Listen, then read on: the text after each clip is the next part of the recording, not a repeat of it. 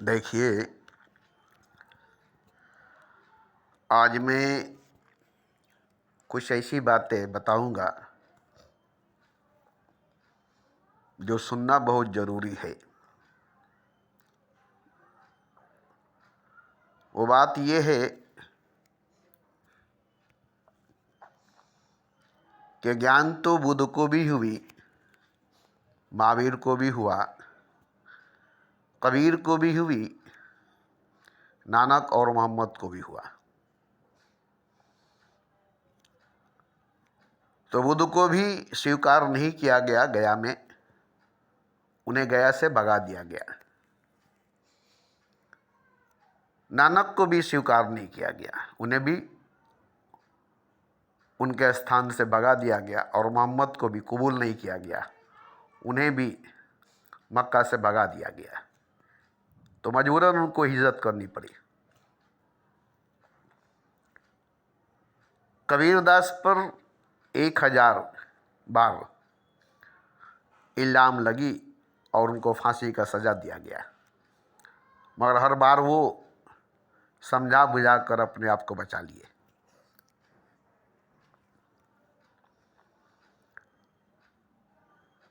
तो वो तो अभी नहीं है इस दौर में। उनकी जो किस्सा, उनकी जो कहानी थी, वो आज उनके भक्तों के बीच में है, उनके मानने वाले फॉलोअर्स के बीच में है। मगर जुडो कृष्णमूर्ति और ओशो दोनों एक ही समय में थे। जबकि जुडो कृष्णमूर्ति को जबरन जबरदस्ती तैयार किया गया, ओशो को नहीं। ओशो को नहीं। ओशो उसी विचार के थे, उनका वही विचार था जन्म से, पैदाइश से। इसलिए उनको तैयार करने के लिए उसके साथ जबरदस्ती करनी नहीं पड़ी। जैसे जुडो कृष्णमूर्ति को जबरदस्ती जबरन तैयार करना पड़ा। उनके साथ और भी 2 नौजवान लड़के थे जो बचपन में ही उनको उठाया गया था इसी काम के लिए। इसमें से एक भाग गया और एक मर गया। बच गया जुडो कृष्णमूर्ति और ये कामयाब हो गया। तो इसे तैयार किया गया और ये कामयाब हो गया। और जब कामयाब होकर के, मुकम्मल होकर के, पूरा होकर के आया तो लोगों के बीच में लाया गया। बहुत बड़े ऑडिटोरियम में, हॉल में, स्टेडियम में इनके स्पीच के लिए लोगों को इकट्ठा जमा किया गया कि हम एक अद्भुत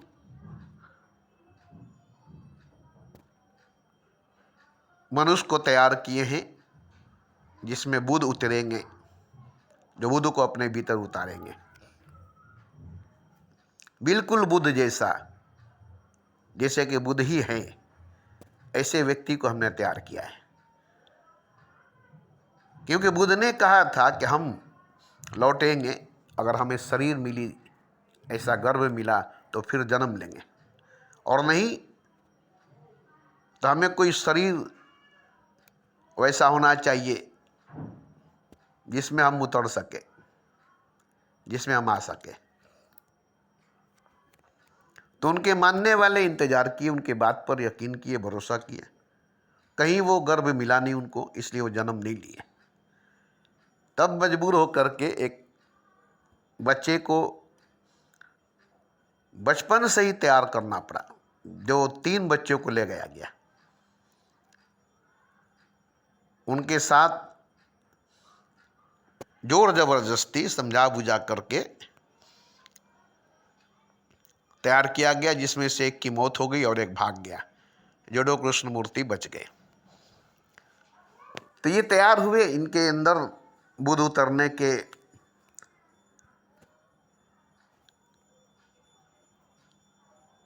बात आ गई, बुद्ध को उतार सकते हैं।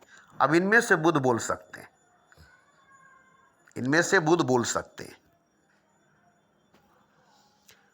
मगर ये लोग तैयार किए जिस मकसद से, खुद तो तैयार नहीं हुए, जिसको तैयार किए वो तैयार हुआ तो खुद ही बुद्ध हो गया।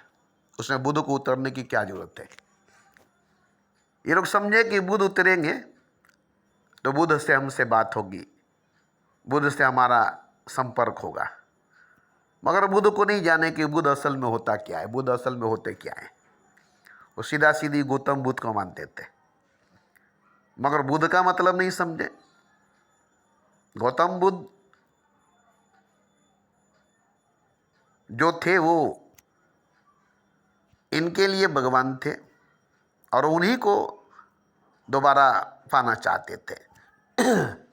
मगर ये लोग ये नहीं जाने कि बुद्ध होते क्या है, बुद्ध होता क्या है। तो जड़ो कृष्ण मूर्ति तो बुद्ध हो गए, अब इनमें बुद्ध को उतरने की क्या जरूरत। जो बुद्ध बोल रहे थे वही जड़ो कृष्ण मूर्ति बोलेंगे, क्योंकि जड़ो कृष्ण मूर्ति में और बुद्ध में कोई अंतर नहीं, कोई फर्क नहीं है। जो बोध बुद्ध को हुआ वही बोध जड़ो कृष्ण मूर्ति को हुआ। तो ये लोग सोचे कि बुद्ध बोलेंगे, हम लोग बुद्ध से संपर्क करेंगे, इसलिए कि हम बुद्ध को मानने वाले हैं। तो बुद्ध को मानने वाले भरे हुए थे हॉल के अंदर, ऑडिटोरियम के अंदर, स्टेडियम के अंदर, और ये देखे जड़ो कृष्ण मूर्ति, ये सब बुद्ध को ही देखना चाहते हैं, बुद्ध से ही संपर्क करना चाहते हैं, बुद्ध को ही पाना चाहते हैं। मुझे नहीं, मुझसे कोई संबंध, मुझसे कोई संपर्क करना नहीं चाहते, बीच में मुझे रखना चाहते, स्पीकर बनाकर, और बुद्ध की वाणी बुद्ध के मुख से सुनना चाहते हैं, मेरी जुबान से, क्योंकि लोग बुद्ध को मानने वाले हैं। तो ये जब देखे तो बोले कि हाँ, बोलना ठीक नहीं है, क्योंकि मैं जो बोलूँगा वो बुद्ध की बात नहीं होगी, वो मेरी बात होगी, मगर वही बात होगी जो बुद्ध की बात होगी। मेरी बात और बुद्ध की बात अलग अलग बात नहीं होगी, बात वही होगी। जो बुद्ध ने कहा है वही बात मैं कहूँगा, जो कबीर ने कहा है वही बात मैं कहूँगा, जो नानक ने कहा है वही बात मैं कहूँगा, जो मोहम्मद ने कहा है वही बात मैं कहूँगा। उसी बात को मैं अपने अंदाज से कहूँगा, उसी बात को मैं अपने अंदाज से कहूँगा। अंदाज मेरा होगा, बात वही होगा, क्योंकि ईश्वर की बात कहूँगा, खुदा की बात कहूँगा, और सब ईश्वर की बात कहे तो खुदा की बात कहते, ईश्वर के बारे में खुदा के बारे में कहते। मैं भी ईश्वर के बारे में खुदा के बारे में कहूँगा। 1,24,000 पैगंबर अवतारों ने ईश्वर के बारे में, खुदा के बारे में कहा, अपने अपने अंदाज में कहा, और जो भी कहेगा वो अपने अंदाज में कहेगा, जो भी कहेगा अपने अंदाज में कहेगा। तो ईश्वर की ही बात, खुदा की ही बात अपने अपने अंदाज में सबने कहा, तो जड़ो कृष्ण मूर्ति भी अपने अंदाज में कहेंगे। बुद्ध अपने जीवन में कहे, जब तक जीवित थे, जब तक जिंदा थे। अब ये लोग सोचते हैं कि बुद्ध फिर कहे, फिर से कहे जो बुद्ध बोल चुके हैं, जो बुद्ध बोल चुके हैं। मगर ये लोग नहीं जानते थे कि बुद्ध जो बोल चुके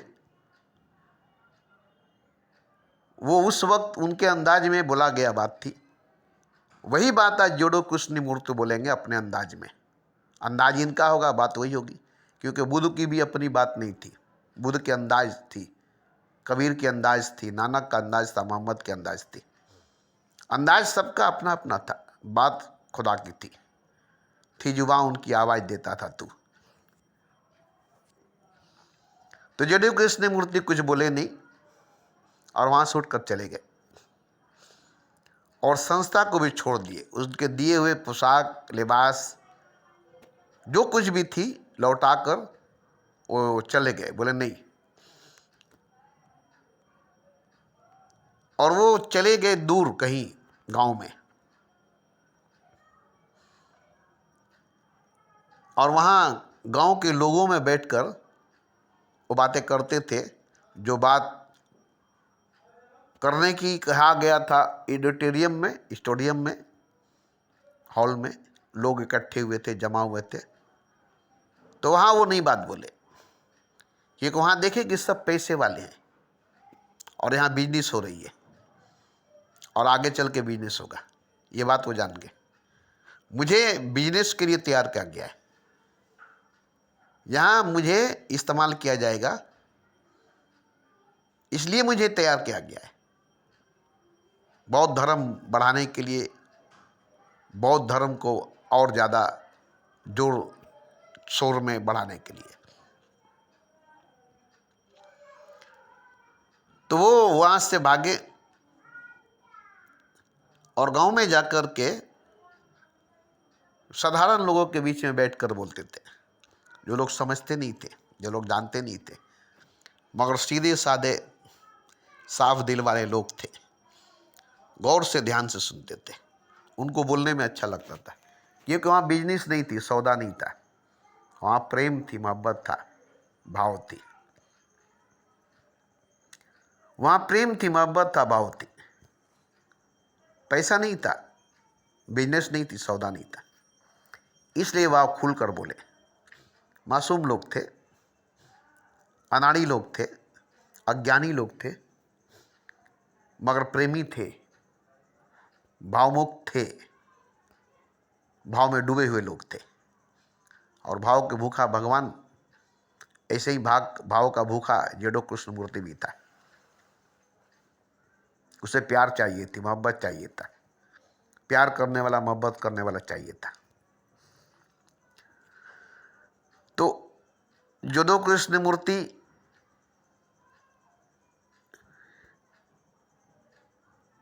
खुलकर सामने नहीं आए, ओशो खुलकर सामने आ गया।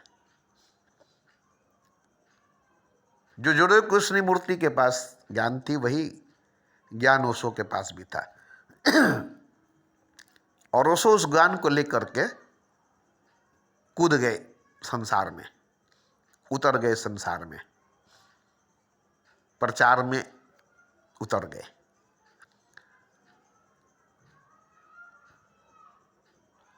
वो चाहते थे कि पूरे संसार को ज्ञान दिया जाए, पूरे संसार में ज्ञान को फैलाया जाए।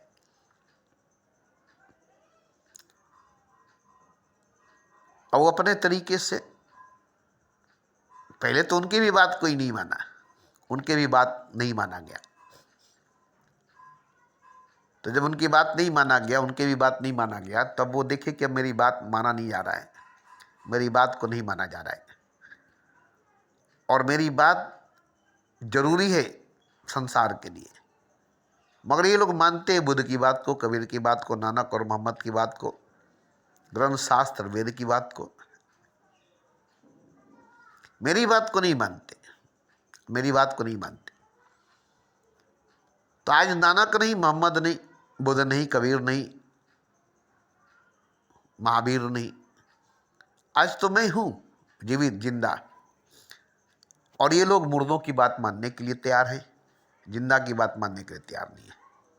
मूर्ति, तस्वीर, ग्रंथ शास्त्र, वेद, उपनिषद, ये मुर्दा है, ये मुर्दा है। अब मुर्दों की बात मानने के लिए तैयार है, जो जिंदा है, जो जीवित है, उसकी बात मानने के लिए तैयार नहीं है।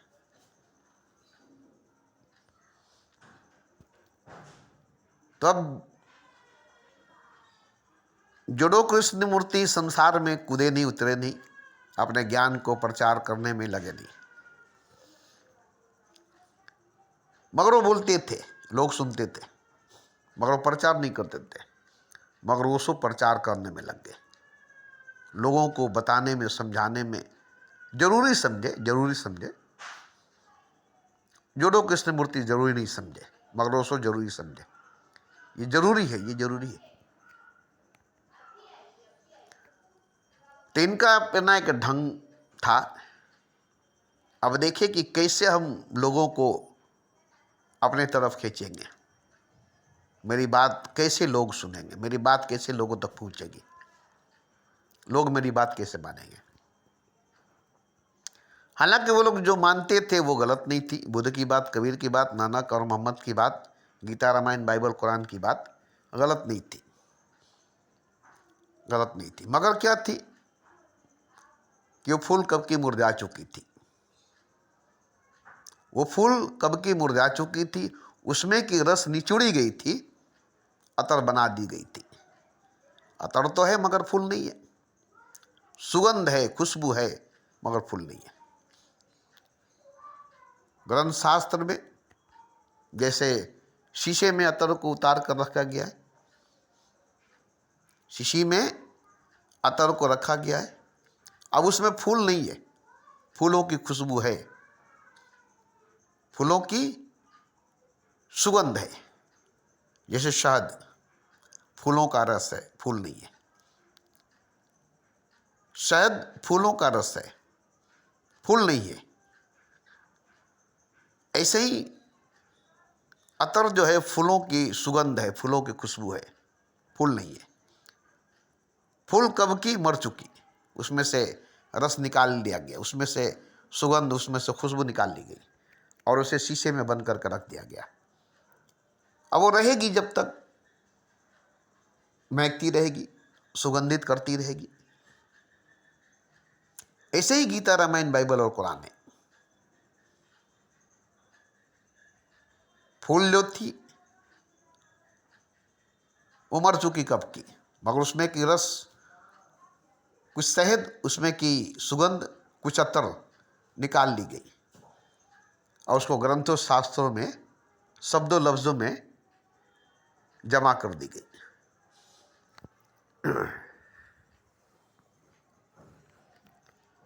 मगर खुशबू कब तक रहेगी? ताज़ी खुशबू, फूल की ताज़ी खुशबू में फ़र्क है और अतर की खुशबू में फ़र्क है।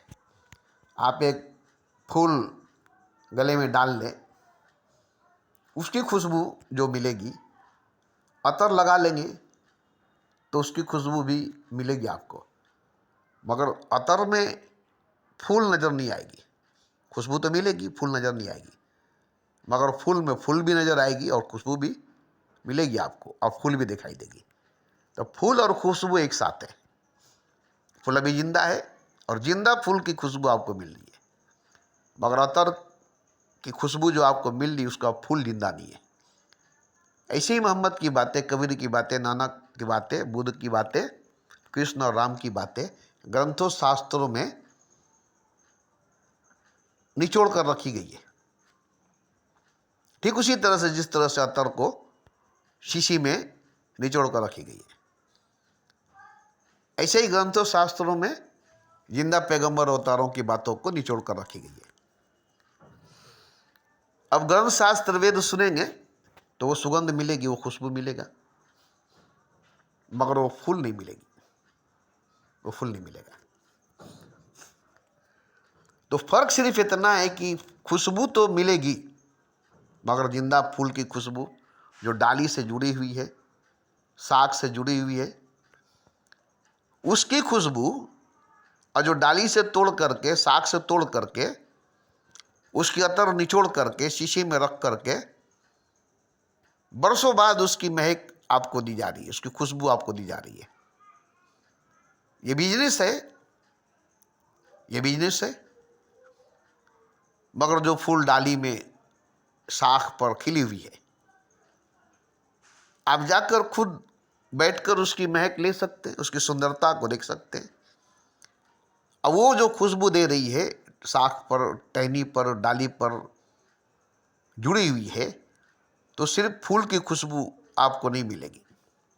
फूल की सुंदरता, फूल की रंगत और फूल की आत्मा भी आपको मिलेगी, क्योंकि अभी जीवित है, जिंदा है। फूल से बात कर सकते हैं, वो बात बोलेगी। उसके जड़ तक जा सकते हैं, उसकी गहराई तक जा सकते हैं। सिर्फ सुगंध, सिर्फ खुशबू तक महदूद नहीं है, वो आपको अपने जड़ तक, अपने गहराई तक ले जा सकती है। अब जड़ में, गहराई में जो चीज़ है वो चीज़ खुशबू में नहीं है, वो चीज़ महक में नहीं है। फूल की महक में, फूल की खुशबू में, फूल की सुंदरता में, फूल की रंगत में जो ऊपर दिखाई दे रही है, जो ऊपर दिखाई दे रही है, जब उसकी जड़ में, उसकी गहराई में, उसकी तह में जाएंगे तो दूसरी चीज़ नजर आएगी। हैरान हो जाएंगे आप। ऊपर क्या थी, भीतर क्या है, बाहर क्या थी, अंदर क्या है। तह में, गहराई में जाएंगे तो पता चलेगा करी ये क्या चीज़ है। एक रहस्य, एक राज खुलेगी हर फूल के अंदर, हर कली के अंदर, यहाँ तक हर कांटे के अंदर, हर बीज के अंदर। तो वो चीज़ जिंदा फूल से ही मिलेगी, जिंदा कली से ही मिलेगी, अतर से नहीं। अतर के गहराई में कहाँ जाएंगे, खुशबू की गहराई में कहाँ जाएंगे, वहाँ तो फूल ही नहीं है। खुशबू की गहराई में जाएंगे कहाँ, वहाँ तो फूल ही नहीं है। वहाँ सुंदरता नहीं है, वहाँ सूरत नहीं है, वहाँ शकल नहीं है, वहाँ वजूद नहीं है, वहाँ फूल ही नहीं है। तो जो जिंदा फूल है, जो जड़ से जुड़ा हुआ है, पेड़ से जुड़ा हुआ है, शाख टहनी से जुड़ा हुआ है, उसकी खुशबू में कुछ और बात है और अतर की खुशबू में कुछ और बात है। बस यही फर्क है गीता, रामायण, बाइबल, कुरान की बातों में और जिंदा पीर, पैगंबर, अवतार की बातों में। अब आप कहेंगे कि पैगंबरी तो ख़त्म हो गई, रिसालत तो ख़त्म हो गई, नबूवत तो ख़त्म हो गई, अब खुदा का पैगाम लाएगा कौन, खुदा का पैगाम देगा कौन, और कुरान तो मुकम्मल हो गई। मगर रिसालत ख़त्म हो गई, पैगंबरी ख़त्म हो गई, कुरान मुकम्मल हो गई, क़यामत तक के लिए वलियों का आना बंद नहीं हुआ। अब वली जो आएंगे वो खुदा की बात बताएंगे। अब बताइए कि जो वली आएंगे वो खुदा की बात बताएंगे। नबी आए थे तो खुदा की बात बताए, अब जो वली आएंगे वो खुदा की बात बताएंगे। तो ये बताइए कि जो नबी खुदा की बात बताए थे, हयात में थे, जिंदा थे तब, अब जो खुदा से बात करेंगे वली, अब जो खुदा से बात होगी वली की, तो खुदा अब जो कहेगा क्या वही बात जो नबी से कहा था, उसी बात को दोहराएगा। अब वही बात कहेगा जो नबी से कहा था, जो नबी को कहा था, जो कुरान में कहा था, कि कुछ नई बात कहेगा, कुछ नया बात कहेगा। तो जिंदा वली से जो बात सुनेंगे वो कुरान में शायद नहीं मिलेगी। ये को कुरान में जो बोल दिया, अब खुदा बोल दिया, अब जो बोलेगा नया बोलेगा। अब इस नए बात को कुरान में खोजेंगे तो कहाँ से मिलेगा, इस नए बात को कुरान में खोजेंगे कहाँ से मिलेगा। और खुदा वही बात नहीं बोलेगा जो बात नबी से कहा है, जो बात कुरान में कहा है।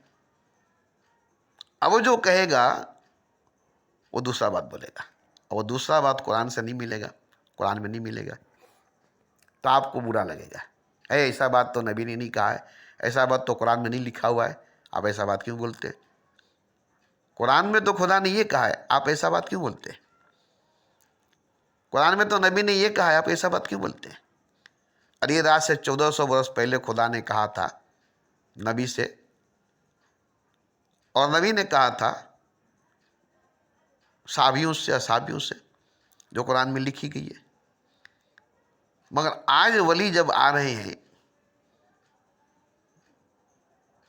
तो वलियों से जो बात खुदा कह रहा है, वलियों से जो बात खुदा बोल रहा है, वो बात का वही है जो नबी से बोला था, जो कुरान में बोला था। नहीं नहीं, अभी जो बोलेगा वो ताज़ा बात होगा ना, और नया बात होगा, नया भी होगा, ताज़ा भी होगा। अभी जो फूल खिला है वो नया होगा, वो ताज़ा होगा, उसकी खुशबू, उसकी महक नहीं होगी, ताजगी होगी। तो इसी तरह से ओशो जो थे उनकी बात कोई सुनना पसंद नहीं किया, तो मजबूर होकर के ओशो ने सहारा लिया बुद्ध की, कबीर की, नानक की, मोहम्मद की बातों में अपना बात भरना शुरू किया। जैसे कोई बच्चे को कड़वी दवा देंगे तो नहीं पिएगा, तो उसे शहद में मिला करके दिएंगे तो पिएगा। तो इसी तरह से बुद्ध की बात में अपनी बात डालना, कबीर की बात में अपनी बात डालना, मोहम्मद की बात में अपनी बात डालना, नानक की बात में अपनी बात डालना, पहले उनकी बात बोलना है। और जैसे वो लोग पूरी तरह से सुनने लगेंगे कि हाँ ये बुद्ध की बात है, हम बुद्ध के मानने वाले हैं, हाँ कबीर की बात है, हम कबीर के मानने वाले हैं, बिल्कुल कबीर की बात कबीर जैसा बोल रहे हैं, बुद्ध की बात बुद्ध जैसा बोल रहे हैं, नानक की बात नानक जैसा, मोहम्मद की बात मोहम्मद जैसा। अब ये लोग ओशो को मानने लगे, और जब पूरी तरह से मानने लगे तब अब ये अपनी बात बोले, वही बात जो बुद्ध ने कहा था, कबीर ने कहा था, नानक और मोहम्मद ने कहा था, वही बात, मगर अपने अंदाज में बोले। इनका अपना अंदाज था। तो इस तरह से ओशो की बातें सबके कानों में आने लगी और ओशो इस तरह से फैलने लगे। मगर देखिए प्रेम रावत भी वही बात बोलते हैं जो ओशो ने कहा है, जेडो कृष्णमूर्ति भी वही बात बोलते हैं जो ओशो ने कहा है। मगर देखिए जेडो कृष्णमूर्ति के विरुद्ध में कोई देश कोई मुल्क नहीं हुआ, प्रेम रावत के भी विरुद्ध में कोई देश कोई मुल्क नहीं हुआ, जबकि प्रेम रावत के भी मानने वाले कम लोग नहीं हैं।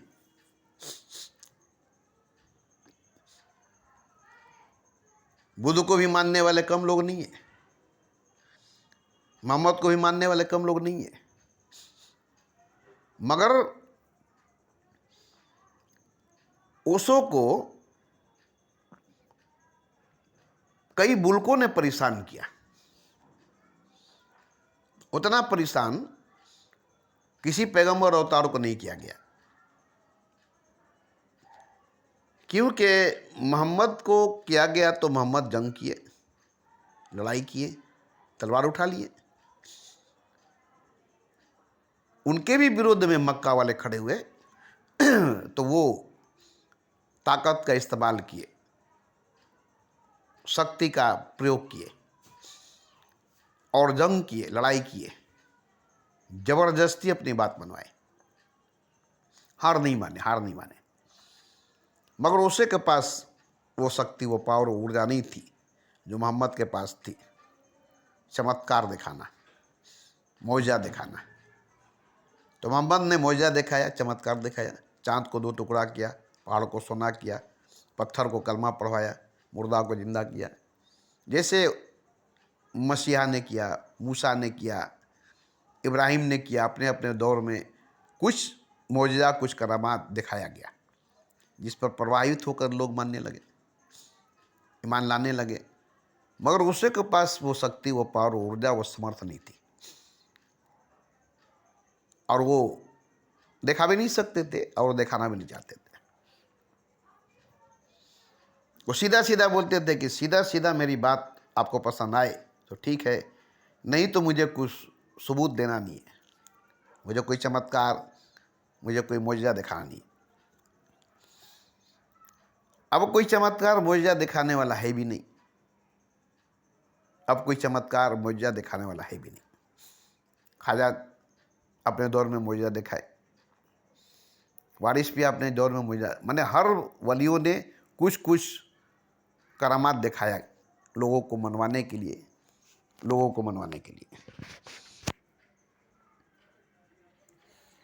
मगर ओशो ने ऐसा नहीं किया, जेडो कृष्णमूर्ति ने भी ऐसा नहीं किया। फिर भी दुनिया के हर मुल्क वालों ने उन्हें अपने मुल्क में आने से रोक दिया। उनको खतरा लगा, मुल्कों को खतरा होने लगा, देश को खतरा होने लगा, जबकि वो धर्म के विरुद्ध थे, देश के विरुद्ध नहीं थे, मजहब के खिलाफ थे, मुल्क के खिलाफ नहीं थे। उन्हें बहुत परेशान किया गया, जेल में डाला गया। हर मुल्क वालों ने उन्हें अपने मुल्क से भगाया, एयरपोर्ट पर उतरे और उनको वापस कर दिया गया, बड़ी बेइज्जती की गई। बड़ी बेइज्जती किया गया। मगर क्या है कि ऐसा होता है, ऐसा हुआ है और ऐसा होता ही रहेगा। इसलिए ओशो को बुरा नहीं लगा। वो जानते थे कि ऐसा होता रहेगा, ऐसा होता रहा है और ऐसा होगा, हमारे साथ भी ऐसा होगा। वो जानते थे अगर हम चुप रहेंगे तो कोई नहीं बोलेगा, अगर हम बोलेंगे तो हमारे साथ ऐसा होगा। तो जोड़ो कृष्णमूर्ति के साथ ऐसा नहीं हुआ, राम प्रेम रावत के साथ भी ऐसा नहीं हुआ। ये लोग ऐसे बोले कि कोई मुल्क इनके विरुद्ध में नहीं हुआ, कोई मजहब इनके खिलाफ नहीं हुआ। आज ये प्रेम रावत को मानने वाले बहुत लोग हैं, कम लोग नहीं है, बहुत लोग हैं। आज ये प्रेम रावत जिंदा है, जीवित है। इनके भी भगत बहुत थे, सतपाल जी के भी भगत बहुत थे। ये दोनों भाई हैं, इनके पिताजी के बहुत भगत थे। इनका पूरा परिवार, सतपाल जी का पूरा परिवार इसी में डूबा हुआ है। निरंकारी महाराज को देखिए, उनके भी पूरे परिवार के लोग हैं। मगर ये लोग ऐसे तरीके से इस मिशन को चला रहे हैं कि कोई मुल्क, कोई मजहब इनके खिलाफ नहीं है, कोई देश, कोई धर्म इसके खिलाफ नहीं है। मगर ओशो ने कुछ ऐसा कर दिखाया, हालांकि गलत नहीं किया। वो चाहा कि फौरन जल्दी ही मनुष्य भगवान हो जाए, इंसान खुदा हो जाए, काम से राम में परिवर्तित हो जाए, काम राम में बदल जाए। इसीलिए भोग से समाधि तक, संभोग से समाधि तक का एक बहुत मोटा किताब लिखे, जिसके 2-3-4 पाठ है, और उसी से वो मशहूर हुए, उसी पर ज़्यादा जोर दिए, भोग से समाधि तक। अब भोग से समाधि तक में जो किताब लिखी गई, उस किताब को पढ़कर लोग बड़ी प्रभावित हुए। तो उसने एक ऐसा आश्रम भी बना दिया जहाँ पूरी छूट दे दिया, पहले तुम भोग कर लो, उसके बाद समाधि लगाओगे। तो वहाँ सभी विदेशी लोग आने लगे। हिंदुस्तान के लोग ज़्यादा नहीं थे, विदेश के लोग ज़्यादा थे। खुल कर भोग किए, संभोग किए, ताकि समाधि में जा सके। बस इसी पर विरोध हो गया कि यहाँ छूट दे दिया गया है, जो जिससे संभोग करे, जो जिसके साथ मिलकर संभोग करे। हर नारी पुरुष को, हर पुरुष नारी को एक दूसरे से संभोग करने का पूरा खुला छूट है। अब ये छूट मिल गया, मगर संभोग में ही रह गए, समाधि में नहीं गए, समाधि तक नहीं जा सके। अगर समाधि तक चले जाते, संभोग से समाधि को प्राप्त कर लेते, तो एक बहुत बड़ा क्रांति आ जाती पूरी दुनिया के अंदर। संभोग करो और समाधि में जाओ, संभोग से समाधि में जाओ, तो एक बहुत बड़ी क्रांति दुनिया में आ जाती। संभोग भी कर लेगा, समाधि में भी चला जाएगा, पशु से भगवान बन जाएगा, जानवर से भगवान बन जाएगा। संभोग करेगा, जानवर बनेगा, और संभोग से समाधि में जाएगा, भगवान बन जाएगा। तो ये सरल थी, सहज थी, आसान था, और ये करना जरूरी थी। मगर हुआ क्या कि अटक गए, संभोग में ही रह गए, समाधि में नहीं गए, संभोग से समाधि तक नहीं पहुंच सके, उसी में उलझ कर फंस कर रह गए। अगर कामयाब हो जाते, हर सन्यासी संभोग से समाधि में चले जाते, तो बुद्ध हो जाते, ओशो बन जाते, तब तो हर धर्म वाला रोक नहीं पाता, चारों तरफ से बाढ़ आ जाती। संभोग से समाधि में जाओ, संभोग में जाओ, समाधि में जाओ, संभोग में जाओ, समाधि में जाओ, काम से राम बन जाओ, काम से राम बन जाओ, काम को राम बनाओ। मगर ये बड़ी कठिन काम थी, हर कोई कामयाब नहीं हो सका, इसलिए ओशो बदनाम हो गया। और इसी बात पर ओशो मशहूर भी हुआ, इसी बात पर ओशो बदनाम भी हुआ। और इसी बात से ओशो को रोका भी गया। मगर ये गलत नहीं थी, ये गलत नहीं था, ये मिशन गलत नहीं थी, ये मिशन गलत नहीं था। अब रही बात कि ऐसा अगर हो जाए कि समाधि लग जाए संभोग में, तो बुद्ध बन जाएगा। समाधि लगने से ही बोध हो जाएगी। संभोग में डूबा और समाधि में पहुंच गया तो पशु से सीधा भगवान बन गया, जानवर से सीधा खुदा बन गया। काम तो जानवर की थी, भोग संभोग, मगर उसमें समाधि लग गई और समाधि लग जाने की वजह से वो भगवान हो गया, वो खुदा हो गया। मगर समाधि तो लगी नहीं, उसमें गिरते चले गए, उठते नहीं पाए, उठने नहीं पाए, इसलिए वो मिशन खराब हो गई। तो ओशो इसी से मशहूर हुए, इसी से बदनाम हुए।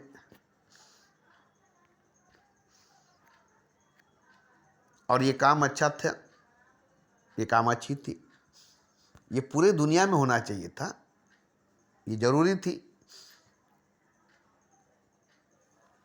मगर नहीं हो सका। धार्मिक लोग, मजहबी लोग इसके विरुद्ध खड़े हो गए, इसके मुखालफत करने लगे, इसके एंटी हो गए, अपने अपने मुल्क को ओशो के खिलाफ खड़ा कर दिए, ओशो के विरुद्ध खड़ा कर दिए। मगर जो मिशन थी संभोग से समाधि तक की, वो मिशन कामयाब नहीं हुई।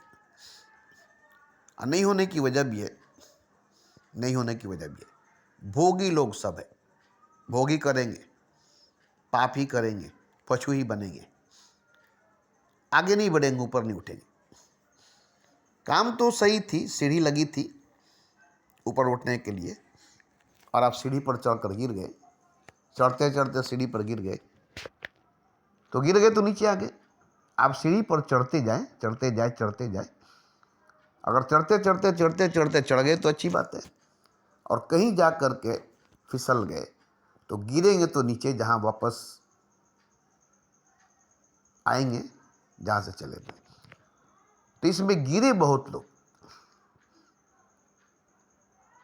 इसमें गिरे बहुत लोग, उठे कुछ दूर तक मगर गिर गए, पूरा नहीं उठ पाए, पूरा नहीं उठ पाए। जहां तक पहुंचना था, ऊर्ध्वगमन शास्त्र चक्र तक पहुंचना था, वहां तक नहीं पहुंच पाए। कोशिश किए, मगर क्या है कि देखिए, सब तो राजा भोग नहीं बन सकता। गंगू तेली को राजा भोग नहीं बना सकते। अब यहाँ गंगू तेलू को राजा भोग बनाना था, छछुंदर के सिर पर चमेली का तेल, गंगू तेली को राजा भोग बनाना था। अब गंगू तेली राजा भोग कैसे बन सकता है? बस यहाँ यही बात थी कि सब जो है बुद्ध नहीं बन सकता, कबीर नहीं बन सकता, नाना करुणामद नहीं बन सकता, ओशो नहीं बन सकता, मगर बनना सबको है, बनना सबको है, बनाना सबको है, बनना सबको है, बनाना सबको है। क्योंकि सब ओशो, सब बुद्ध, सब कबीर, सब नानक, सब मोहम्मद, सब खुदा, सब ईश्वर, सब अल्लाह है। बीमार है, बीमार है, स्वस्थ तंदुरुस्त मस्त करना है। बीमार है, कमजोर है, दुर्बल है, स्वस्थ करना है, तंदुरुस्त करना है, मस्त करना है, खड़ा करना है। तो बीमारी ही को तो इलाज करना पड़ेगा ना, बीमारी का इलाज ना करना पड़ेगा। जो स्वस्थ है, मस्त है, तंदुरुस्त है, बुद्ध को तो ज्ञान नहीं देना है, कबीर को तो ज्ञान नहीं देना है, नानक और मोहम्मद को तो ज्ञान नहीं देना है। ज्ञान तो उन्हीं को देना है ना जिनको ज्ञान नहीं है। दवा तो उन्हीं को देना है ना जो स्वस्थ नहीं है। मगर एक चीज है, बीमारी में रहना पसंद करते हैं लोग, स्वस्थ तंदुरुस्त होना पसंद नहीं करते। बीमार रहना पसंद करते हैं लोग, स्वस्थ तंदुरुस्त होना पसंद नहीं करते। एक आदत सी बन जाती है। जैसे गुलाम गुलाम रहना पसंद करते हैं, वो कभी मालिक बनना नहीं चाहेंगे, हमेशा मालिक के सामने सर झुका कर रहेंगे। वो पसंद करते गुलामी को, वो कभी नहीं चाहेंगे सपने में भी कि हम कभी राजा बने या हम गुलाम नहीं रहे, गुलामी से आज़ाद हो जाए। वो गुलामी से आज़ाद होना नहीं चाहेंगे। वो गुलामी पसंद लोग गुलामी से आज़ाद होना नहीं चाहेंगे। भले ही वो राजा होना नहीं चाहेंगे, मगर वो गुलाम रहना चाहेंगे, मालिक की जीवोजरी में रहना चाहेंगे। उन्हें बुरा नहीं लगेगा, उन्हें खराब नहीं लगेगा। मालिक जूता मारेगा, थप्पड़ मारेगा, गाली देगा, नमक हलाली करेंगे, नमक हराम नहीं बनेंगे। मालिक के खिलाफ बोलेंगे नहीं, मालिक जो भी कर दे। तो इसी तरह से बहुत से लोग हैं जो बीमार रहना पसंद करते हैं, स्वस्थ होना, तंदुरुस्त होना, आज़ाद होना पसंद नहीं करते। क्योंकि बड़ी गहरी बीमारी अगर हो जाए, बहुत गहरा बीमारी हो जाए, तो बुरा नहीं लगेगा, वो खराब नहीं लगेगा। बहुत गहरी गुलामी अगर हो जाए, बहुत गहरा गुलामी हो जाए, तो बुरा नहीं लगेगा, खराब नहीं लगेगा। उसमें उसको मज़ा मिलने लगेगा, उसमें उसको नशा मिलने लगेगा। कुछ तो मिलता है तभी तो गुलाम है, वरना गुलाम क्यों होगा। तोते को पिंजरे में खाना मिलती है, हिफाजत मिलता है, वो क्यों बाहर उड़ने जाएगा, वो क्यों बाहर उड़ना चाहेगा, वो पिंजरे में रहना पसंद करेगा। चिड़ियाखाना में शेर पिंजरे में है, उसे खाने पर वक्त पर गोश्त मिलता है, वो क्यों जंगल में जाएगा। अब उसे जंगल में छोड़ दिया जाएगा तो भूखे मर जाएगा, क्योंकि जंगल में शिकार करना पड़ेगा, वो अब शिकार करना नहीं सकेगा। चिड़ियाखाना से अगर कोई शेर को निकाल कर जंगल में भेज दिया जाए तो भूखे मर जाएगा, इसलिए कि शिकार करना वो नहीं जानता है, वो शिकार नहीं कर पाएगा। शिकार करने में जो एनर्जी लगती है, शक्ति लगती है, पावर लगता है, वो अब उसके अंदर ख़त्म हो गई है, वो भूखे मर जाएगा, क्योंकि शिकार तो नहीं कर पाएगा। तो उसे उतना ही खाना दिया गया है जितना कि वो पिंजरे के अंदर जिंदा रह सके। मरा हुआ, सड़ा हुआ भोजन उसको दिया जाता है, मगर जिंदा शिकार करके जो शेर जंगल में खाता है, उसको उतनी ताकत मिलती है, इसलिए कि वो जिंदा शिकार को पकड़ करके जिंदा ही उसको खाता है। और जिंदा गोश्त के अंदर जो ताकत होती है, जिंदा जानवर को पकड़ कर खाने में जो शक्ति मिलती है, वो पिंजरे में रहकर मुर्दा गोश्त को खाने से शेर को ताकत नहीं मिलेगी। ऐसे ही तोते को जितनी खाना मिलती है उतना में वो बाहर जाकर उड़ने नहीं सकेगा, वो गिर जाएगा, लंबा उड़ान भरने नहीं सकेगा, वो गिर जाएगा। तो इसी तरह से बहुत सी रूहें, बहुत सी आत्माएं हैं जो उड़ नहीं पाते, ऊपर उठ नहीं पाते।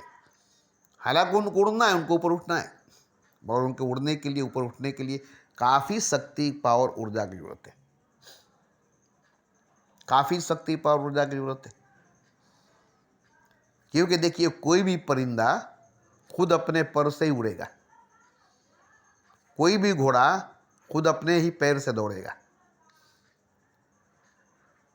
कोई घोड़ा अपने पीठ पर किसी घोड़े को रख करके दौड़ाएगा, ऐसा नहीं हो सकता है।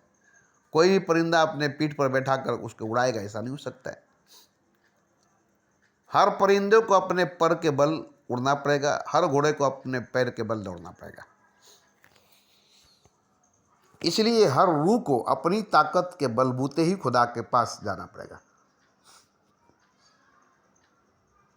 उतनी ताकत रूह को चाहिए, उतनी शक्ति, उतनी पावर, उतनी ऊर्जा रूह को चाहिए जो खुदा तक जा सके, खुद खुदा तक जा सके खुद। बड़ी लंबी उड़ान है, बड़ी लंबी छलांग है। उतनी लंबी उड़ान, उतनी लंबी छलांग जो सातों आसमान को पार कर दे, 16 तबक को पार कर दे एक ही छलांग में, एक ही छलांग में। उतनी शक्ति, उतनी पावर, उतनी ऊर्जा अगर रूह के अंदर आ जाती है तो एक ही छलांग में, एक ही छलांग में वो उस जगह, उस मकाम पर पहुंच जाता है। और वहाँ 2 छलांग की जरूरत भी नहीं है, वहाँ 1 छलांग की जरूरत है। उतनी ताकत, उतनी पावर, उतना ऊर्जा चाहिए कि 1 छलांग में हम वहाँ तक पहुँच जाए जहाँ से हम गिरे हैं, वहाँ मुड़ जाए। कि गिरे हैं तो फिर कोई रस्सी पकड़ कर चढ़ नहीं सकते, कोई सीढ़ी पकड़ कर चढ़ नहीं सकते, कूदना ही पड़ेगा, उछलना ही पड़ेगा, उड़ना ही पड़ेगा। इस भूल में मत रहिएगा कि एक रस्सी मिलेगी हम पकड़ कर चढ़ेंगे, एक सीढ़ी मिलेगी हम उस पर पाँव रख कर चढ़ेंगे। ऐसा बात नहीं है, ऐसी बात नहीं है।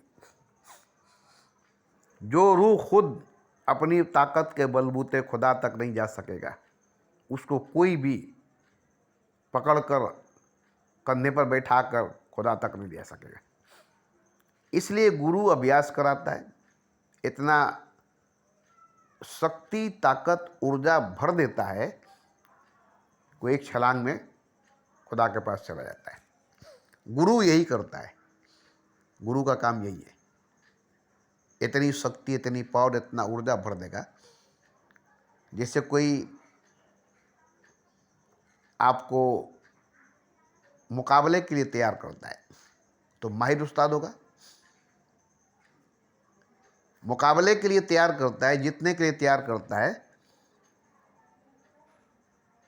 आपका उस्ताद, आपका गुरु, आपका ट्रेनर। तो वो आपको ऐसा तैयार कर देगा, ऐसा तैयार कर देगा कि आप फाइनल तक पहुंच जाएंगे।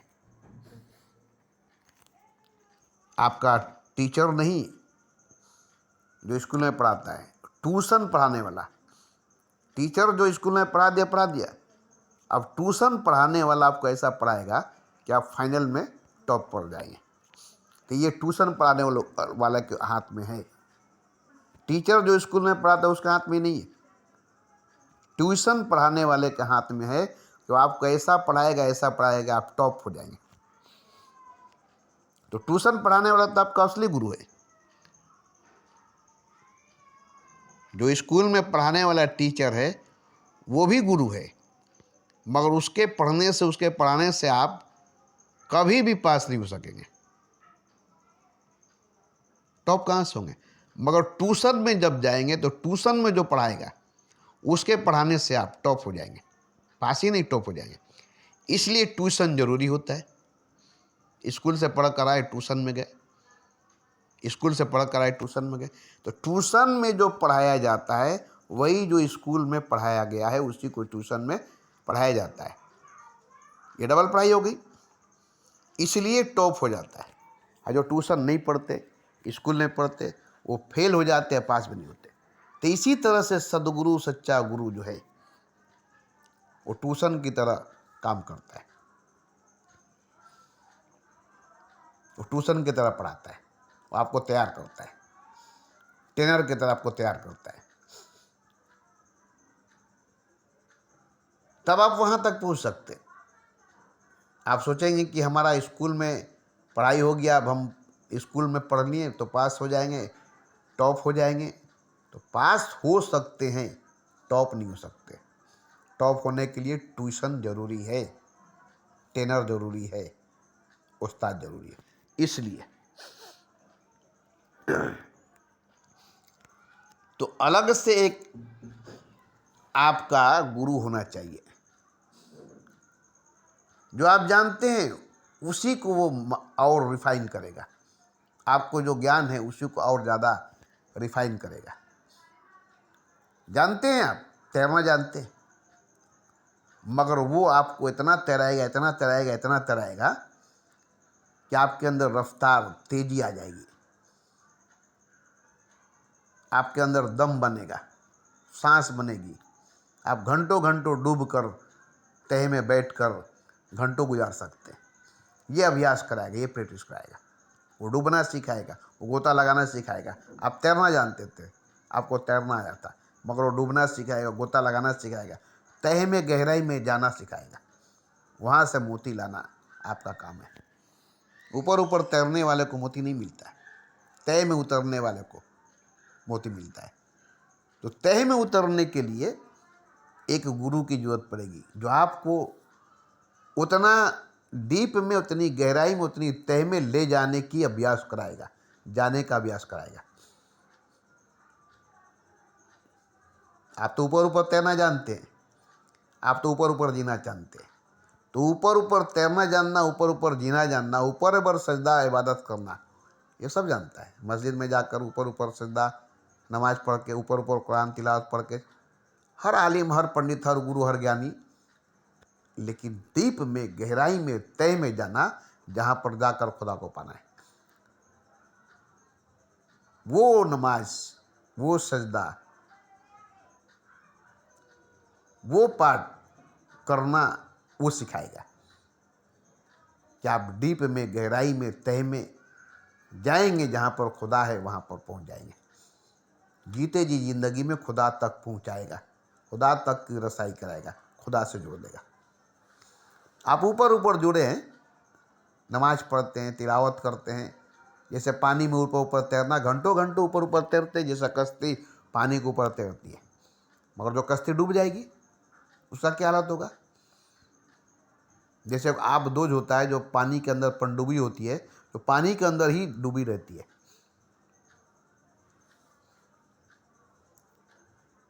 तो पानी के अंदर डूबकर, गहराई में, तह में जाकर के जो मोती लाना है, उसके लिए तो आपको सिर्फ तैरना नहीं सीखना पड़ेगा ना, डूबना सीखना पड़ेगा। ऐसे ही ऊपर ऊपर इश्क करना, ऊपर ऊपर मोहब्बत करना, ये तो आम बात है। कोई किसी लड़की से मोहब्बत कर सकता है, कोई किसी पीर मुर्शिद से प्रेम कर सकता है, ये ऊपर ऊपर हो सकता है। खुदा से मोहब्बत कर सकता है, ऊपर हो सकता है। लेकिन डीप में डूब कर, गहराई में जा करके, तह में उतर करके, बुलंदी को पा करके, बुलंदी को छू करके, ये आपको कराया जाएगा, आपको कराया जाएगा। इससे आप भागेंगे, इससे आप भागेंगे। भागते हैं लोग, भागते हैं लोग, डूबना नहीं चाहते, डूबना नहीं चाहते, ऊपर ऊपर तैरना चाहते, ऊपर ऊपर तैरना चाहते हैं, ऊपर ऊपर ही पाना चाहते हैं। मोती कभी ऊपर मिली है? वो तो तह में, गहराई में है। ऐसे ही खुदा भी तह में है, गहराई में है। ऊपर ऊपर नमाज पढ़ने से, ऊपर ऊपर सजदा करने से, ऊपर ऊपर कुरान तिलावत पढ़ने से, ऊपर ऊपर नेकी करने से खुदा कभी मिला है ना कभी मिलेगा।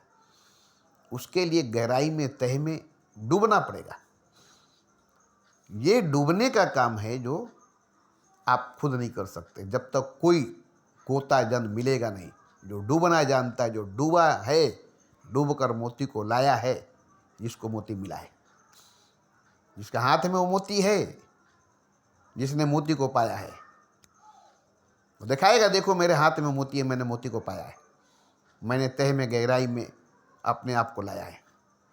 तुम भी डूबो, एक साथ, एक ही हाल में नहीं होगा। दम होना चाहिए, दम बनाना पड़ेगा, दम भरनी पड़ेगी। दम में दम है तो दम है, न ये दम है न वो दम है। तो ये अभ्यास करनी पड़ेगी, इसमें वक्त लगती है, समय लगता है। ऊपर ऊपर चाहेंगे तो नहीं होगा, ऊपर ऊपर तो सब करता है, मगर मोती वही पाता है जो डूब जाता है। ऊपर ऊपर तैरने वाला बहुत है, बहुत है जो घंटों घंटों तैरता है, मगर समुंदर में डूब कर, उतर कर, तह में जाकर मोती को पाना, ये सबका काम नहीं है। तो वहाँ जाना है जहाँ पर खुदा है, वहाँ पहुँचना है जहाँ पर खुदा। देखिए, खुदा से जुड़ना, खुदा से रिश्ता करना, ये दूर रह कर के, दूर दूर रहना, ये दूसरी बात है। खुदा तक पहुँचना, खुदा के पास जाना, जीते जी जिंदगी में खुदा को पाना, जुड़ना अलग चीज़ है, संबंध बनाना अलग चीज़ है, रिश्ता बनाना अलग चीज़ है। जैसे एक बेटी की शादी से पहले रिश्ता हो गया, ये अपने घर में, वो अपने घर में, मगर शादी जब हो गई तब उससे मिलना होगा। रिश्ता तो हो गई, शादी नहीं हुई ना, मिलना तो होगा शादी के बाद। रिश्ता करने के बाद तो कभी सुहागरात नहीं होती, शादी के बाद सुहागरात होता है। तो सुहागरात मनाने के लिए शादी करनी पड़ेगी, रिश्ता करने से सुहागरात कोई नहीं मना सकता है। उसके लिए शादी करनी पड़ेगी। शादी करने के बाद ही सुहागरात होगी और सुहागरात के बाद ही मिलना होगा। इसी तरह से खुदा से मिलने का बात, खुदा से सुहागरात मनाने की बात, दुल्हन की तरह खुदा से मिलने की बात, बिल्कुल जैसे बीबी को दुल्हन बनाकर घर में लाए उससे सुहागरात मनाए, ऐसे ही खुदा से मिलना है, उसको दुल्हन बनाकर उसके साथ स्वागत मनाना है। अब ये सुनकर आपको बुरा लगता होगा, खुदा के साथ स्वागत मनाना, बीवी के साथ मनाते हैं ठीक बात है, खुदा के साथ स्वागत मनाना, खुदा को अपना बीवी बनाना, बुरा लगता है ना सुनकर। ऐसी ऐसी बातें ओशो ने भी कहा और आपको बुरा लगा, मगर ये सच बात है, ये हकीकत बात है। आप कहेंगे कि अरे मेरा बीवी बनेगा खुदा, मेरा दुल्हन बनेगा खुदा। दूल्हा बना है ख्वाजा अजमेर की गलियों में, तो दुल्हन कौन बनाए? दूल्हा बना है ख्वाजा अजमेर की गलियों में, तो दुल्हन कौन बनाए? दुल्हन खुदा बनाए और दूल्हा ख्वाजा बनाए। तो ख्वाजा दूल्हा बनाए तो दुल्हन खुदा बनाए, ऐसे ही आप दूल्हा बनेंगे दुल्हन खुदा बनेगा। मगर खुदा को अपनी दुल्हन बनाने के लिए तड़पेंगे तब ना, खुदा से रिश्ता जोड़ेंगे और दुल्हन बनाएंगे किसी औरत को। खुदा को दुल्हन नहीं बनाएंगे, किसी औरत को दुल्हन बनाएंगे। किसी औरत से शादी करेंगे, खुदा से शादी नहीं करेंगे। तो खुदा से शादी नहीं करेंगे, किसी औरत से शादी करेंगे तो दुल्हन औरत बनेगी, खुदा बनेगा। तो खुदा से शादी ब्याह करना, खुदा से निकाह करना, ये सुनकर आपको बुरा लगता होगा। खुदा से शादी ब्याह करना, खुदा से निकाह करना, खुदा को दुल्हन बना करके उसके साथ स्वागत मनाना, आपको तो सुनकर बहुत बुरा लगता होगा। आलिमों को, पंडितों को, मौलवियों को, गुरु ज्ञानियों को, इन कम अकल वालों को, कम समझ वालों को, गीता रामायण कुरान बाइबल पढ़ने वालों को बहुत बुरा लगता है, मगर सच्चाई यही, हकीकत यही है। दूल्हा बना है ख्वाजा अजमेर की गलियों में, तो दुल्हन कौन बनाए? कौन दुल्हन बनाए? खुदा ही ना, खुदा ही दुल्हन बनाए ख्वाजा का ना। तो ख्वाजा का दुल्हन खुदा बना, अब किसी का दुल्हन नहीं बनेगा। आप कहेंगे एक ही खुदा है और वो ख्वाजा का दुल्हन बन गया। जैसे एक ही लड़की है, किसी का दुल्हन बन गई, अब किसी और को दुल्हन नहीं बन सकती। मगर खुदा एक ऐसी सच्चाई, ऐसी हकीकत है जो हर दूल्हे का दुल्हन बन सकता है, एक साथ स्वागत मना सकता है। आप हैरान हो जाएंगे सुनकर, ये कैसे हो सकता है? एक शहद के छत्ता पर बेहिसाब बेशुमार शहद मक्खियाँ बैठ जाती है और सबको शहद मिलता है, सबको शहद का छत्ता मिलता है। ऐसे ही खुदा सबको मिलेगा, जैसे शहद का छत्ता में शहद हर मधुमक्खी को मिलता है, सब उस पर लिपटी हुई है और सबको एक ही छत्ता, एक ही शहद मिलता है और सब एक ही शहद के छत्ते पर और एक ही शहद पर छापा मार कर बैठे हुए हैं और सबको शहद मिल रही है और शहद का छत्ता मिल रहा है। एक ही शहद का छत्ता सब मधुमक्खियों को मिल रहा है। ऐसे ही एक ही खुदा हर बंदों को मिलेगा, ठीक शहद के जैसा और शहद के छत्ते के जैसा, और हर बंदा मधुमक्खी के जैसा। और सबका एक ही दुल्हन होगा और सब उसका दूल्हा होगा। आपको सुनकर अजीब लगेगा, क्यों? आप जानते ही नहीं है, आप जाने ही नहीं है। तो ये हकीकत, ये सच्चाई है, ये हकीकत, ये सच्चाई है। इसको हम ज़्यादा विस्तार से नहीं बोल सकते। आपको पहले यकीन करके, भरोसा करके इस बात पर उतरना पड़ेगा। आगे जाने के लिए कुछ बनना पड़ेगा। आप सोचेंगे किताब पढ़कर, ग्रंथ पढ़कर, शास्त्र पढ़कर, हमारी बात सुनकर हम मालूम कर लें, नहीं, ऐसा नहीं हो सकता। उतरना पड़ेगा समुद्र में, तह में, गहराई में, तो मोती मिलेगी, वरना नहीं मिलेगा। तो ये एक सच्चा गुरु, एक सद्गुरु अपने शिष्य के साथ पूरा जोड़ देता है, पूरा ताकत लगा देता है। इसको उड़ाना है, इसको खुदा के पास पहुंचाना है, इसको खुदा से मिलाना है। और देखिए एक ही नहीं, एक सच्चा गुरु, जिंदा सदगुरु, जिंदा सच्चा गुरु तो अपना शक्ति, अपनी पावर, अपना ऊर्जा लगा ही देता है। मगर जितने सदगुरु सच्चा गुरु हुए वो भी अपना सब कुछ दांव पर लगा देते हैं, एक पर सब लगा देते हैं। इसलिए वो सबसे शक्ति पावर ऊर्जा ले करके और अपनी शक्ति पावर ऊर्जा को जगा करके एक छलांग में ईश्वर तक, खुदा तक पहुंच जाता है। देखिए ऊपर भी छलांग लगाना वही बात है और नीचे भी छलांग लगाना वही बात है।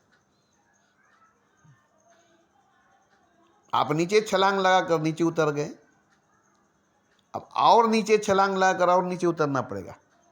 जितना ऊपर छलांग मारेंगे ऊपर जाने के लिए, उतना ही नीचे छलांग मारेंगे ऊपर जाने के लिए। आपको गलत समझ में आता है, आप समझते हैं कि हम ऊपर छलांग मारेंगे ऊपर जाने के लिए, नहीं, और नीचे ही जाना पड़ेगा और नीचे ही उतरना पड़ेगा। और नीचे ही जाएंगे तो आप ऊंचाई पर पहुंच जाएंगे, बुलंदी पर पहुंच जाएंगे। बुलंदी जो है ऊपर ही नहीं है, नीचे भी है। ऊंचाई जो है ऊपर ही नहीं है, नीचे भी है। तय में भी गहराई में भी वही बुलंदी वही ऊंचाई है। ऊंचाई और बुलंदी तह में गहराई में एक ही जगह पर है। बुलंदी और गहराई, तह और ऊंचाई एक ही जगह पर है। ये आपको समझने में देर लगेगी। आप तो समझते हैं कि ऊंचाई बुलंदी ऊपर की तरफ जाता है, गहराई और तह नीचे की तरफ जाता है। ये आप समझते हैं, आप यही देखते हैं, लेकिन नहीं। गहराई में तह में उतरते उतरते आप बुलंदी पर, ऊंचाई पर पहुंचेंगे। इसके लिए आपको ऊपर नहीं जाना पड़ेगा, इसके लिए आपको ऊपर नहीं उठना पड़ेगा, गहराई में उतरना पड़ेगा, तह में उतरना पड़ेगा।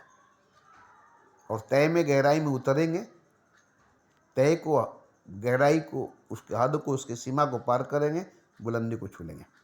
वहाँ से बुलंदी की शुरुआत हो जाएगी, वहाँ बुलंदी आ जाएगा। तो ये सच्चाई, ये हकीकत आपको सुनकर समझ में नहीं आएगा। मगर जो मैंने कहा ये आपको कन्फ्यूजन लगेगी, करे बाप, ऊपर जाती है बुलंदी, ऊपर जाती है ऊंचाई, और ये गहराई में बोलता है कि बुलंदी है, तह में बोलता है कि ऊंचाई है। ये कैसे हो सकता है? मगर बुलंदी भी वहीं पर है जहाँ पर तय है, ऊंचाई भी वहीं पर है जहाँ पर गहराई है। दोनों एक ही जगह है, दोनों का मिलना एक ही जगह होता है। एक ही जगह दोनों है, बुलंदी और गहराई, ऊंचाई और तय। दो अलग अलग जगह पर नहीं है, एक ही जगह पर है, और दोनों एक ही है, दोनों एक ही है। अब ये बात सुनकर अजीब लगता है, हमको भी ऐसी ऐसी बातें सुनकर अजीब लगता है। जैसे सुनिए ना, दो हाथ का ताली होता है, एक हाथ का ताली नहीं होता है। कभी सुने एक हाथ का ताली? हमेशा सुने हैं दो हाथों का ताली, दो हाथ से ताली बजती है, एक हाथ से नहीं। यहाँ बिना हाथ की ताली की बात हो रही है, इसमें हाथ की बात ही नहीं है। बिना हाथ की ताली, एक हाथ की नहीं। ये मैंने 40 साल पहले ही कहा, बिना हाथ की ताली। लोगों ने कहा अजीब बात है, एक हाथ से ताली बजती नहीं, यहाँ बिना हाथ की ताली। एक हाथ से तो ताली बजती नहीं, बिना हाथ की ताली कैसे होगी? तो असल में ताली एक हाथ से, दो हाथ से नहीं बजती, बिना हाथ के ताली बजती है। अब ये आदमी को समझना बड़ा मुश्किल हो गया। बिना बजाए निस्दिन बाजे घंटा शंख नगाड़ी दे, बिना बजा के, बिना बजाए निस्दिन बाजे घंटा शंख नगाड़ी दे। अचरज देखा भारी रे, अचरज देखा भारी रे। बिन दिया बिन तेल जलत रहे दिनों राती रे। न दिया है, न तेल है, न बाती है। बिन तेल, बिना दिया, बिना बाती के जलत रहे दिनों राती। न दिया है, न तेल है, न बाती है, और दिन रात जलती है। अब ये बात तो आपको, बिना दिया, बिना तेल, बिना बाती के प्रकाश कहाँ से हो सकती है? और वही प्रकाश अखंड ज्योति, अखंड ज्योति। अब नहीं जानते कि अखंड ज्योति का कभी दिया, कभी तेल, कभी बाती हो सकती है। जो अखंड ज्योति है उसका दिया, तेल, बाती से क्या संबंध है? वो तो ज्योति ही अखंड है। कहीं दिया, कहीं तेल, कहीं बाती की सवाल ही नहीं है। बस ज्योति ही ज्योति, ज्योति ही ज्योति है। आप तो दिया, तेल, बाती पे ज्योति देखे, और वहाँ तेल ही नहीं, दिया ही नहीं, बाती ही नहीं, ज्योति ही ज्योति, ज्योति ही ज्योति है। ऐसे ही वहाँ हाथ ही नहीं, ताली ही ताली है, बिना हाथ की ताली, बिना बाजा के, बिना बजाए 10 दिन बाजे, घंटा, शंख, नगाड़ी दे, कोई बाजा नहीं, कोई बजाने वाला नहीं, और 24 घंटा बजता है निरंतर, रोज। हम उसी को सुनते हैं, हर वक्त, हर समय, हर हालत में हम उसी को सुनते हैं, जिसको अनाहद नाद, अनाहद नाद कहा जाता है। 40 साल से सुन रहे, एक सा, एक जैसा, न कभी कम न कभी ज़्यादा, कोई बदलाव, कोई चेंजिंग नहीं हुआ। वही आवाज़, वही अंदाज, वही जोर, वही असर, कभी फर्क नहीं हुआ 40 साल में। तो मैं तो 40 साल से सुन रहा हूँ ना, तो 40 साल में ही कोई फर्क नहीं देखा। और वो तो कई, सबसे पहले कुछ नहीं था, कोई नहीं था, तब से ये नाद गूंज रही है, ये गूंज गूंज रही है। जब कोई सुनने वाला नहीं था, कोई सुनने वाला नहीं था, तब भी वो बजता था, तब भी वो बजता था। जबकि कोई उसको बजाने वाला नहीं है, और कोई बाजा भी वो नहीं है, न बाजा है, न उसको कोई बजाने वाला है, मगर वो बजता है, वो गूंजता है। उसको सुनने वाला नहीं था, उसको सुनने वाला नहीं था। और जो सुना मस्त हो गया। कबीर वही सुने, बुद्ध वही सुने, मीरा वही सुनी, नानक वही सुने, मोहम्मद वही सुने, सब उसी नाद को सुना, उसी अनाहद नाद को सुना। और सुनकर